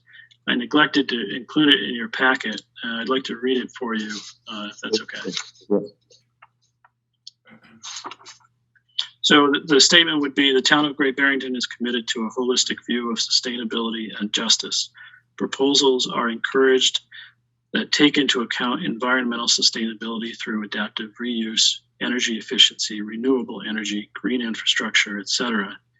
In keeping with our commitments to diversity, equity, and inclusion, proposals that center the needs of the most marginalized through a deep commitment to affordability and housing, and ideas that promote inclusion to people of color, LGBTQ community members, and those living with disabilities are also encouraged. We'd like to include that statement in the RFP. It's never been in there before, but in keeping with our recent work in that area, we suggest that it's important. Excellent. Excellent. Great. So we'll shoot to bring this back to the board on the 24th. If you can get it done by the 24th, we would love that. Okay, Thank thanks very much. Yeah, thank you. Next on the agenda is a short discussion. It's a process one about short-term rental bylaws, next steps. So my proposal is this: the planning board hopes to conclude their discussion on the short-term rental bylaw on this Thursday evening. I would like to see us, because time is of the essence, depending whether we do a general bylaw or a zoning bylaw, that next Tuesday, the 18th, that we have a meeting to start the discussion over what's sent to us from the planning board, and also ideas Lee has to incorporate into a bylaw. And then we can conclude that at our next meeting on the 24th. But I think that time is ticking away and we need to meet. So if everyone is available next Tuesday at 6 p.m., that would be wonderful. Did we just get a notice about a joint meeting, or was that that was the subcommittee, right? That was the subcommittee. Yes. So the 18th? 18th. Works for me. Mm-hmm. Eric? 6 o'clock, Steve? Preferably. Yeah.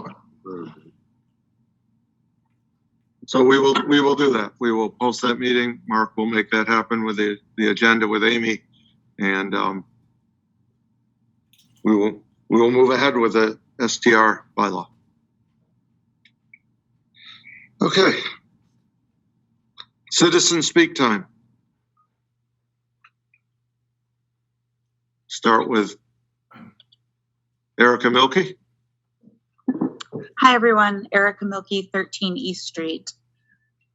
I had a couple of general questions about how I attended my first Board of Health meeting last week, and I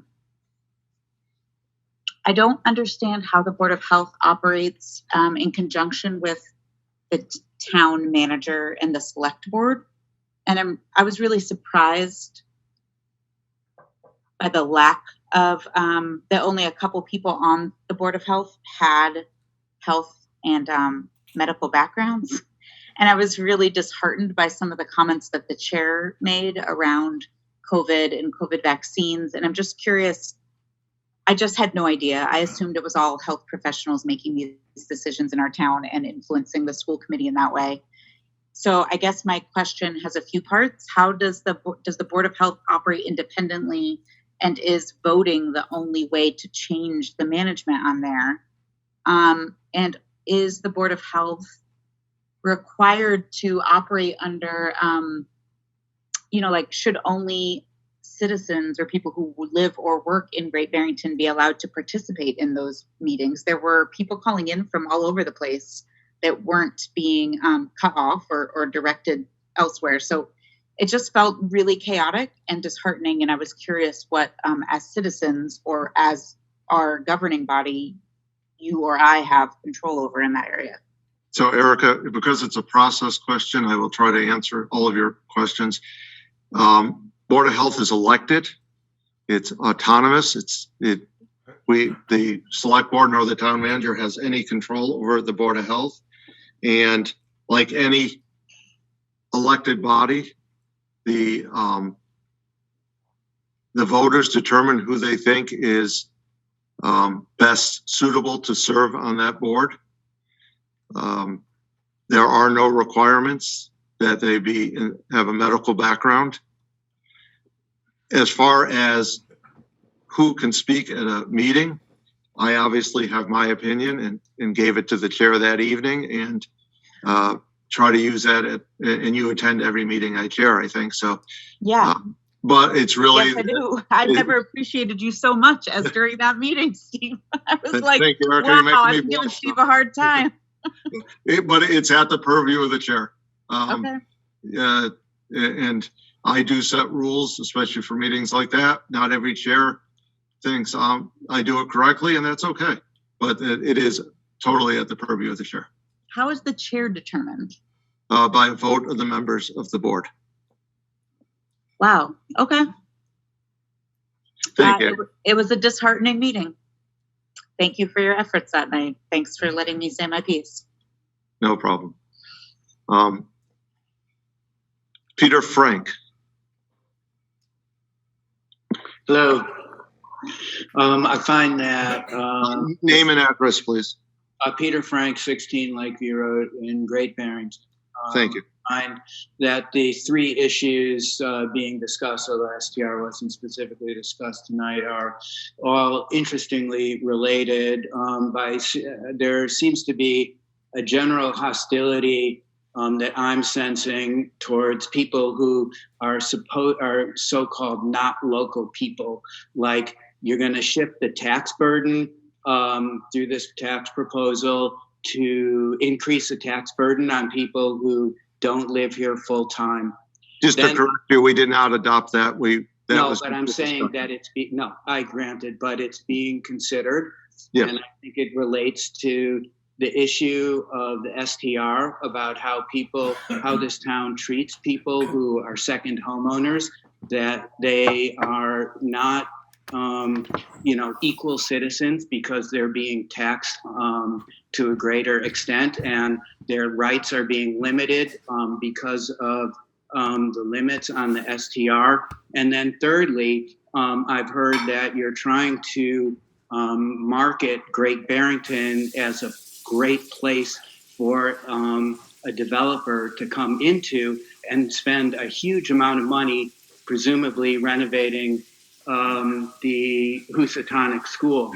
And it seems to me that it's going to be very difficult to present this town as being friendly to developers when at every corner I see, limits on what you can do with your property, and a general hostility to people who are not so-called locals.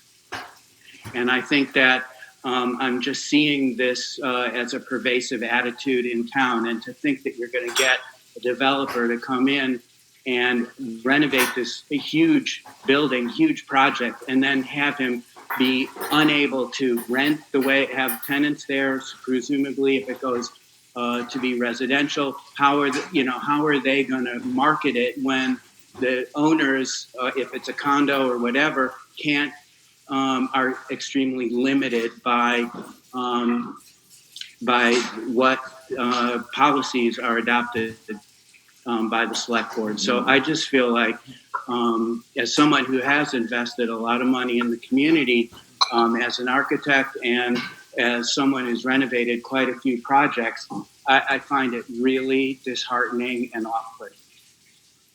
Thank you very much. Steve, can I just clarify what we did with the residential exemption? I thought I had, but if I didn't, you can. It's just that every year we are required to consider and either adopt or not adopt it. The state law has us do it, and every year the assessors make a recommendation, which I thought we just sort of blindly follow. So all we did was ask for what the statistics are, so that the next time we're making an actual decision as opposed to a rubber stamp. But thank you. Charlie Williams. Yeah, Steve, can you hear me? Charlie Williams. You can. Okay, Charlie Williamson, 48 Blue Hill Road. Steve, you said you'd get some information back to me from the last meeting. Do you have it or no? We'll get it to you for the next time, Charlie. I'm sorry.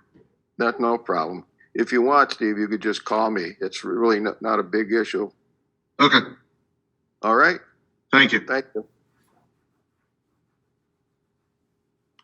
Shippolitzer? Hi, can you hear me? Yes. Good. Okay, I'm following up on the Just comment on the address, Chip, please. Oh, sorry. Chip Elitzer, 39 Alford Road. Thank you. I'm following up on the, sort of ongoing discussion regarding the residential exemption. I know that it has always been that we use a single unified rate. I also understand Ed's concern that it seems to be fairly pro forma, and that perhaps a residential exemption should be further studied, or at least get more statistics on it. I would like to suggest that the real elephant in the room, the one I've talked about a lot, has been the fact that 70% of Great Barrington's property taxes go to pay for the Great Barrington share of the school budget. That compares to less than 30% in Stockbridge. We pay 3.5 times the effective property tax rate to support the school district than the taxpayers in Stockbridge do. And the reason for that is very simple. Stockbridge has a much higher percentage of second homeowners, a much higher percentage, a much higher amount of property value compared to the number of students that are going to the school. The more students we have in our school district relative to our neighboring towns, the greater share of the budget we pay. I don't think it's debatable that the best thing we could do to lower our taxes, or at least to impede the rapid growth in our taxes, would be to attract to our tax base more second homeowners who almost never have their kids in our school district, and more expensive homes, and more commercial property. Anything that adds to our tax base without adding a commensurate number of students in our schools, because our proportion of our school budget is largely determined by the relative number of students that we send to the district compared to our neighboring towns. And by not adopting residential exemption, but even suggesting that it's a possibility, that the select board is still considering it, and next year might be the year that the hammer comes down on second homeowners or people building properties that are more than the average value, is actually it's shooting ourselves in the foot, or in both kneecaps. It's exactly the wrong message to send to the people that we would want to attract to the town, to lower taxes for everybody by expanding the tax base with people who are unlikely to add students to our school district. So I would say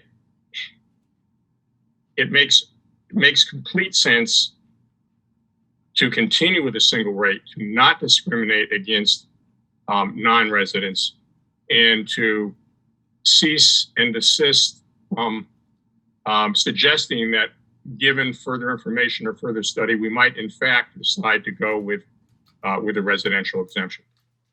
So my case would be leave it alone and make a fairly clear decision that this is something that really does not make sense for them.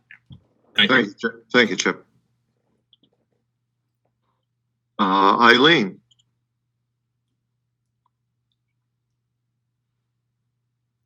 Hi, 3 things. Number 1, I think the Board of Health must have a medical person on its board, which it does because Ruby is a pediatrician.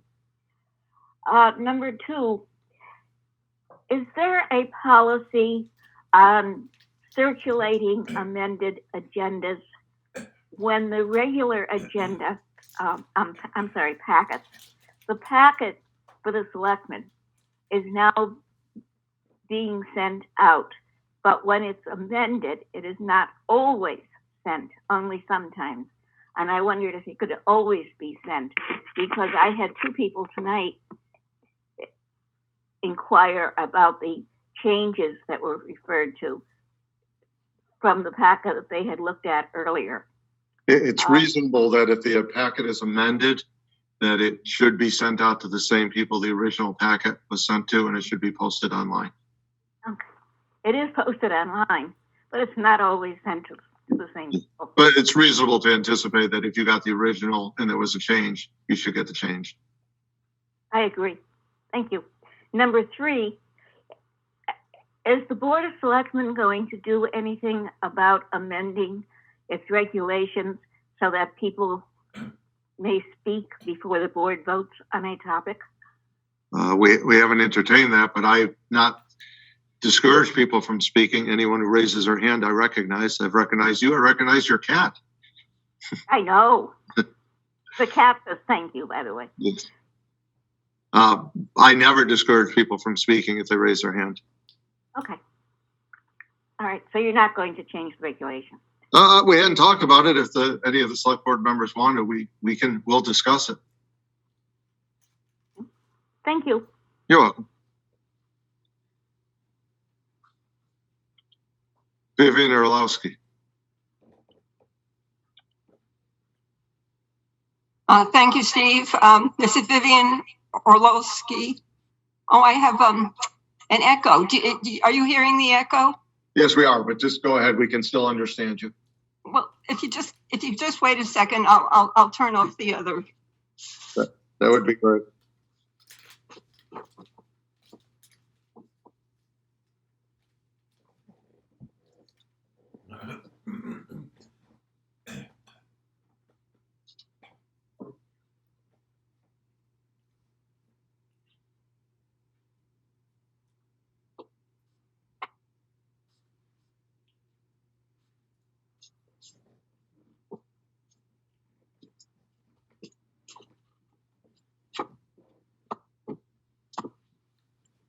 Thank you. Thank you for giving me that opportunity to speak without an echo. Yes, I'm also concerned about the residential exemption presentation tonight. This is not something that has not been examined. It received a very thorough examination before the Finance Committee when Select Board Member Lee Davis was on the Finance Committee back in 2015. There was a public hearing at the fire station where over 80 people showed up and jammed that room and were standing out in the hall for several hours. A number of citizens had done extensive research on how the residential exemption is in effect in other places in Massachusetts and comparing our situation to theirs, which was quite different because they had a different balance between non-residents and residents, and also commercial properties. And so first of all, I wanted to set the record straight on that. This has been examined thoroughly, and it has met with considerable concern by a number of residents.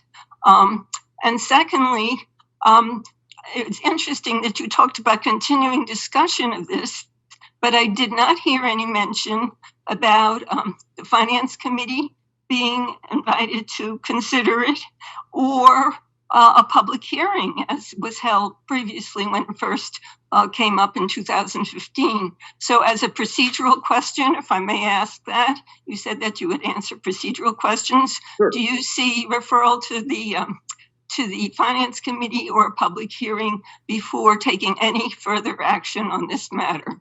Yes. Yes, sir, Vivian. We're just not that far along. This is something the select board requested. Not everyone on the select board was on the board back then. And when new boards come on or people still want to investigate it, we do. I have my opinion on it, but I want to hear it through. So we will, if we are serious about this before we adopt it, which I'm not saying we will, before we even entertain adopting it, we will have a public hearing and we will invite the Finance Committee. Thank you, Steve. Just one request. How can we get a copy of the report? I was disappointed to see it wasn't included in the packet. We will post it online. Thank you. It is in the packet. It's in the second version that's currently online. Oh, here again, the second version is the issue. Yeah. Okay. Yeah, it was left off the first one inadvertently. Seeing no one else, select board time, Garfield. Nothing other than I saw them putting up some fencing on the outside of 910 Main Street, South Main Street. So they're getting ready to do some work. That was nice to see. Good. Yeah, I agree with you. Eric, Nothing at this time. Thank you. Ed, Nothing. Lee, Two things, please. Just to announce that there is a Community Preservation Committee meeting tomorrow at 5 p.m. and we're going to be reviewing the open space and recreation applications for the step 2. And also on Wednesday at 5 p.m. we have a housing subcommittee meeting, a joint meeting of the planning board and the select board. The housing subcommittee is going to be meeting on Wednesday.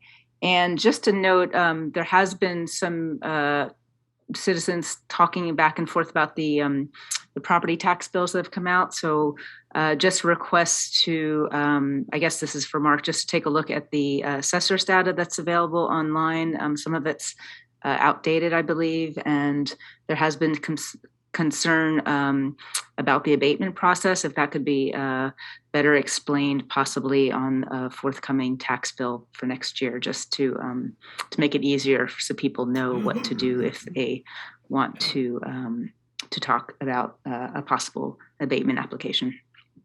Thank you. thanks, Lee. Media time.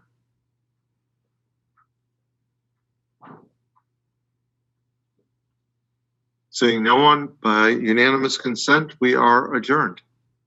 Thank you, everyone. Thank you.